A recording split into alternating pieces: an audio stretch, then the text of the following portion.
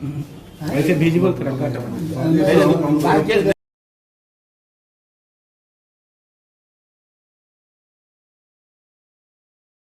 सब आप ही लोग लाए और इस विषय में कुछ समझने की और दृष्टि बनाने दीजिए का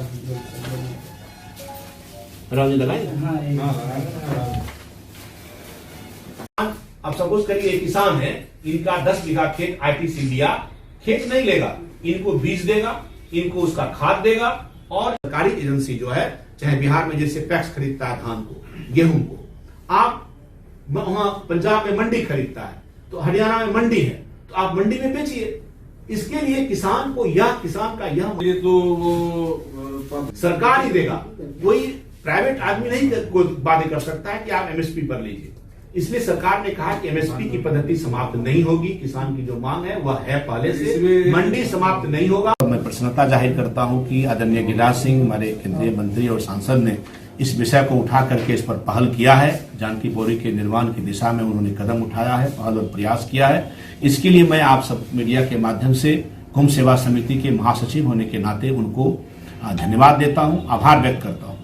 और जो परिकल्पना है कुंभ सेवा समिति का या सर्वमंगला आश्रम का, चिदात्मन जी का या हम सबों का और मिथिला के लोगों का, कि वहां सुरक्षित स्नान घाट के लिए जैसे हर की पौड़ी में गंगा की मुख्य धारा से निकाल करके एक उपधारा को बनाया गया है और वहां 4 फीट पानी हर समय 12 महीना रहता है और वह स्वच्छ पानी में लोग स्नान करते हैं और वह प्रवाह भी पानी का हमेशा बना रहता है। इसी तरह की एक परिकल्पना कुंभ सेवा समिति ने बनाई है और उसकी के आधार पर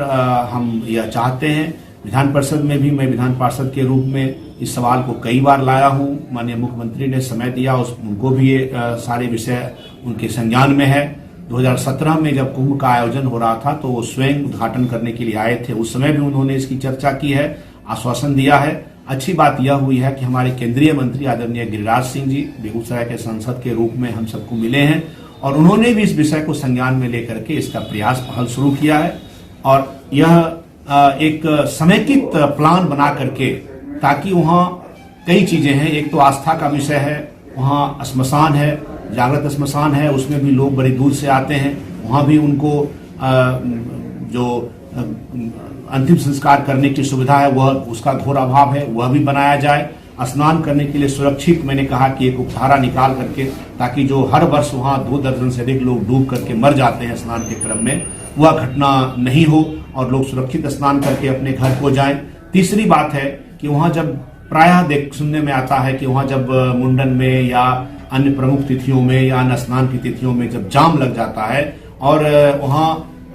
गाड़ियों के पार्किंग की समुचित व्यवस्था नहीं की गई है, यद्यपि साल में 3 करोड़ रुपया वहां से असूली होकर के सरकार के खाते में जाता है, लेकिन वहां किसी भी तरह की पार्किंग की या कोई मूलभूत सुविधा का घोर अभाव है। तो इस डीपीआर में मैंने कहा है और मैं उम्मीद करता हूं कि उस पार्किंग की व्यवस्था की भी जिम्मेदारी हो। वहां के दुकानदार हैं, वहां के दुकानदारों का भी किसी भी तरह का कोई शोषण नहीं हो, उसको सुरक्षा दिया जाए, ताकि उन्हीं का रेवेन्यू से ये 3 करोड़ रुपया जमा होता है सरकार के खाते में। तो मैं ये चाहता हूं कि उनका भी विचार सुन करके वहां के दुकानदारों का, कि कैसे वहां हर साल कल्पवास होता है, तो कल्पवास में भी जो कल्पवास मेला आयोजन समिति के लोग हैं उनसे भी राय लेकर के एक समेकित